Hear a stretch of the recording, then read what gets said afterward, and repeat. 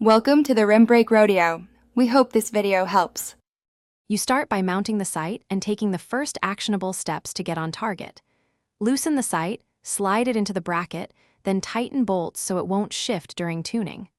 Once done, level the bow on a flat surface and make sure the site housing sits vertically centered. Next, set the elevation slider roughly mid-range.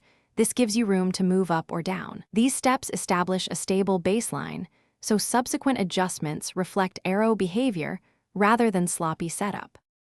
Now you refine the site through practical shooting and measurement. At 20 yards, fire controlled 3-arrow groups, aiming at the same precise aiming pin or reference. Compare point of impact to your aim point, then adjust windage in small increments so the sight moves opposite the impact error. This corrects left-right consistently. Make elevation changes only after windage settles, and keep a written note of your slider position and any click counts. By documenting settings, you preserve progress and avoid backtracking when you step back. Finish by validating your zero at target distances and handling common issues. Move to 40 or 50 yards and shoot consistent groups, making small elevation adjustments to match your aiming reference. Make matching windage tweaks if required. Once groups are repeatable, torque mounting bolts to prevent creep.